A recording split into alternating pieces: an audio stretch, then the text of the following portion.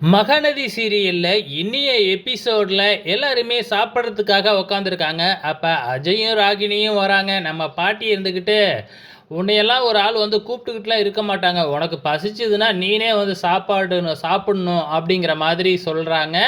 அதுக்கப்புறம் நம்ம ராகினி வேணும்னே காவேரியை வெறுப்பேற்றணும் அப்படிங்கிறதுக்காக இந்த வீட்டில் எனக்கும் சம உரிமை இருக்குல்ல, அதனால் நீங்களாம் வந்து கூப்பிட வேணாம், எல்லா உரிமையும் எனக்கு இருக்குது, நான் எப்போ வேணுமாலும் வந்து சாப்பிடுவேன் அப்படின்னு வெறுப்பேற்றுற மாதிரி பேசுகிறாங்களா நம்ம ராகினி.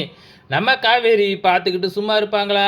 உடனே நம்ம விஜய்க்கு ஊட்டி விட்றேன் அப்படின்னு சொல்லிட்டு காவேரி ஊட்டி விட்றாங்க. அதை பார்த்த ராகினி அஜய்க்கும் வந்து பார்த்திங்கன்னா ஊட்டி விட்றாங்க. இந்த மாதிரி காவேரியை பார்த்து இங்கே ராகினியும் வந்து பார்த்திங்கன்னா எல்லாத்தையும் செஞ்சுக்கிட்டு இருக்கிறாங்க.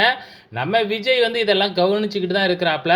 அதுக்கப்புறம் வந்து காவேரி கிட்ட வந்து நம்ம விஜய் ஒரு மெயில் ஒன்று அனுப்பணும், நாளைக்கு ஆஃபீஸுக்கு வந்த உடனே அனுப்பிடு அப்படிங்கிற மாதிரி சொல்கிறாங்க. காவேரியும் சரிங்க நான் நாளைக்கு அனுப்பிச்சி விட்டுறேன் அப்படின்னு சொல்லிக்கிட்டு இருக்கும் பொழுது நம்ம ராகினி அஜயை பார்த்து நீங்கள் ஆஃபீஸுக்கு போகும்போது உங்கள் கூடயே நானும் ஆஃபீஸுக்கு வரேங்க அப்படின்னு சொல்கிறாங்க. நம்ம அஜய் என்ன சொல்கிறதுன்னு தெரியாமல் முழிச்சுக்கிட்டு இருக்கிறாப்புல. உடனே நம்ம விஜய் உடனே பதிலடி கொடுக்க ஆரம்பிச்சிடறாரு. அஜய் உனக்கே இனிமேக்கு ஆஃபீஸில் வேலை இல்லை அஜய் அப்படின்னு சொல்லிக்கிட்டு இருக்கிறாங்க. இதை பார்த்த உடனே வந்து பார்த்திங்கன்னா அதிர்ச்சி ஆகுது. உடனே ராகினி அஜயை பார்த்து என்னங்க இப்படி சொல்கிறாரு அப்படின்னு உடனே அஜயால் எதுவுமே சொல்ல முடியல. உடனே அங்கேருந்து ராகினி கோச்சிக்கிட்டு ஓடிடுறாங்க.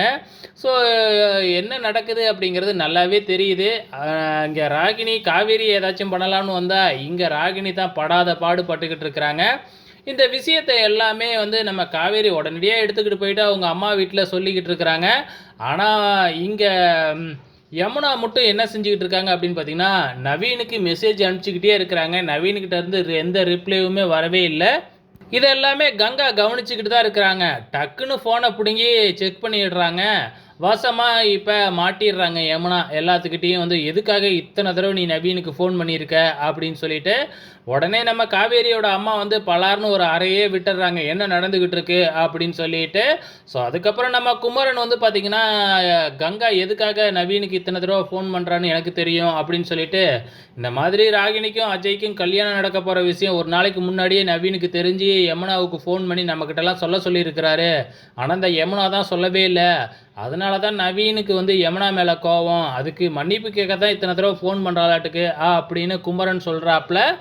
ஸோ இப்போ என்ன நடக்குது அப்படின்னு பார்த்தீங்கன்னா அப்படியே இருந்தாலும் எதுக்காக இத்தனை தடவை அவனுக்கு ஃபோன் பண்ணுறா அப்படின்னு கங்காவுக்கு வந்து பயங்கர கோபமாக தான் இருந்துக்கிட்டு இருக்கு.